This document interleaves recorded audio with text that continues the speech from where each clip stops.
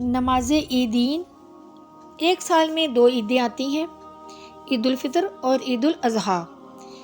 عیدین کی نماز کی رکعتیں 2 ہیں۔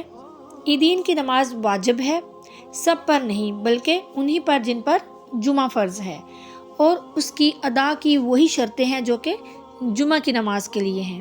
صرف اتنا فرق ہے کہ جمعہ میں خطبہ شرط ہے اور عیدین میں سنت۔ ان دونوں نمازوں کا وقت سورج کے بقدر ایک نیزہ بلند ہونے سے لے کر زوال تک ہے، مگر عید الفطر میں کچھ دیر کرنا اور عید الاضحیٰ میں جلدی کرنا مستحب ہے۔ ان نمازوں سے پہلے اذان اور اقامت نہیں ہے۔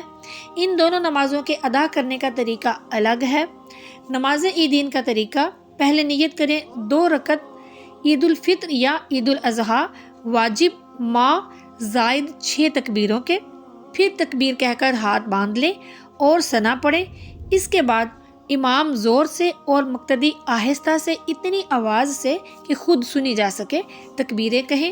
2 تکبیروں کے بعد ہاتھ چھوڑ دیں اور تیسری کے بعد ہاتھ باندھ لیں۔ پھر امام بلند آواز سے سورہ فاتحہ اور کوئی اور سورت پڑھ کر رکوع اور سجود کرے گا۔